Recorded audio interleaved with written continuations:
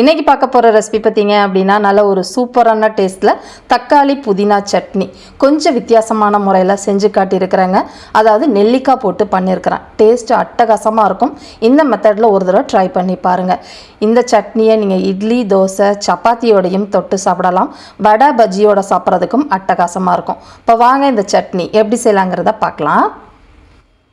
Hello friends, welcome to Gomathi's kitchen. Gomathi's கிச்சனை subscribe பண்ணாதவங்க subscribe பட்டனை ப்ரெஸ் பண்ணிக்கோங்க. உடனுக்குடனே அப்டேட் வேணும் அப்படின்னா பக்கத்தில் இருக்க பெல் பட்டனில் ஆல்ங்கிற ஆப்ஷனை மறக்காமல் ப்ரெஸ் பண்ணி வச்சுக்கோங்க. இப்போ இந்த சட்னி செய்கிறதுக்கு சாமான்கள் எல்லாம் வதக்கிக்கலாம். அதுக்காக ஒரு பேனில் 1 டேபிள் ஸ்பூன் அளவுக்கு எண்ணெய் சேர்த்துருக்குறேன். எண்ணெய் காஞ்சதுக்கு அப்புறமா இதில் 3 பல்லு பெரிய பல்லாக பூண்டு சேர்த்துருக்குறேன். கூடவே 1 இன்ச் அளவுக்கு இஞ்சி, 2 அளவுமே சரிசமமாக இருக்கணும் உங்களுக்கு. இதை கொஞ்சம் நேரம் இந்த எண்ணெயிலேயே வதக்கி விடுங்க. ஒரு 2 நிமிஷம் வதங்கி வந்ததுக்கப்புறமா இதில் காரத்துக்கு தகுந்த மாதிரி பச்சை மிளகாய், வரமிளகாய் சேர்த்துக்கோங்க. நான் ஒரு 10 வரமிளகாவும் ஒரு 4லேருந்து 5 பச்சை மிளகாவும் சேர்த்துருக்குறேன். மிளகாய் காரத்துக்கு ஏற்ற மாதிரி மிளகாயோட அளவை கூட குறைச்சி சேர்த்துக்கோங்க. இந்த மிளகாயும் போட்டு கொஞ்சம் நேரம் வதங்கணும். பச்சை மிளகாயை கீறி விட்டு வதங்குங்க, இல்லைன்னா வெடிக்க ஆரம்பிச்சிடும். இது வதங்கிக்கிட்டு இருக்கப்பயே பெரிய நெல்லிக்காய் இருக்குது பார்த்தீங்களா, அதில் ஒரு 4 நெல்லிக்காயை எடுத்து கொட்டையை மட்டும் எடுத்துட்டு மற்றதை கொஞ்சம் பொடுசாக நறுக்கி இதில் சேர்த்துக்கோங்க. இதுவும் போட்டு ஒரு 2 நிமிஷம் நல்லா வதக்கி விடலாம்.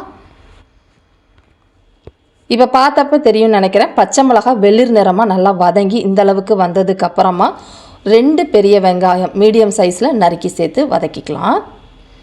இப்போ இந்த வெங்காயம் வதங்கிக்கிட்டு இருக்கப்பே இந்த சட்னிக்கு தேவையான அளவு உப்பு 1 டீஸ்பூன் அளவுக்கு டேபிள் சால்ட்டு சேர்த்துக்கோங்க. இதுவே கல் உப்பு அப்படின்னா 1.5 டீஸ்பூன் பக்கம் சேர்த்துக்கோங்க, சரியாக இருக்கும். இப்போ இந்த வெங்காயம் வேகிற அளவுக்கு வதக்கிக்கலாம். இப்போ வெங்காயம் வதங்கிக்கிட்டு இருக்கப்பே இதில் புளி, ஒரு சின்ன நெல்லிக்காய் அளவுக்கு புளி சேர்த்துக்கோங்க. இதில் தக்காளியும் சேர்க்க போகிறோம். புளியும் சேர்க்குறப்ப தான் டேஸ்ட்டு நல்லாயிருக்கும், அதிகமாக சேர்க்க வேண்டாம். இப்போ பார்த்திங்கன்னா வெங்காயம் நல்லா வெந்து நிறம் மாறலை, நல்லா வெந்து கண்ணாடி மாதிரி வதங்கிருச்சு. இப்போ இதில் தக்காளி மீடியம் சைஸில் இருக்கிற தக்காளி 3 தக்காளி நறுக்கி சேர்த்துருக்குறேன். சின்னதாக இருந்துச்சுன்னா 4 தக்காளி சேர்த்துக்கோங்க. இப்போ இந்த தக்காளி நல்லா வேகிற அளவுக்கு வதக்கிக்கலாம். இப்போ இந்த தக்காளி வதங்கிக்கிட்டு இருக்கப்பே இதில் ஒரு 1/4 டீஸ்பூன் அளவுக்கு மட்டும் மஞ்சள் பொடி கலருக்காக சேர்த்துருக்கிறேன். கலர் சட்னி பார்க்க ரொம்ப நல்லா இருக்குங்க. கூடவே பெருங்காய பொடி ஒரு 1/4 டீஸ்பூன் சேர்த்துக்கிறேன். கட்டி பெருங்காயம்னா முதல்ல எண்ணெயில் பொரிய விட்டுட்டு அப்புறமா சாமான்களை வதக்குக்கோங்க. பொடி பெருங்காயம்னா இப்போ போட்டு நல்லா வதக்கி விட்டுக்கலாம்.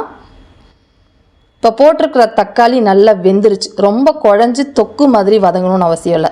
இந்த அளவுக்கு வதங்கினதுக்கு அப்புறமா புதினா, 1 கட்டு புதினாவை ஆஞ்சு கழுவி எடுத்து வச்சுருக்கிறேன். நல்லா 1 கைப்பிடி அளவுக்கு எடுத்து சேர்த்துக்கோங்க, சரியாக இருக்கும். இப்போ இந்த புதினா நல்லா சுருங்கி வர அளவுக்கு மீடியம் ஃப்ளேம்லேயே வச்சு வதக்கிக்கோங்க.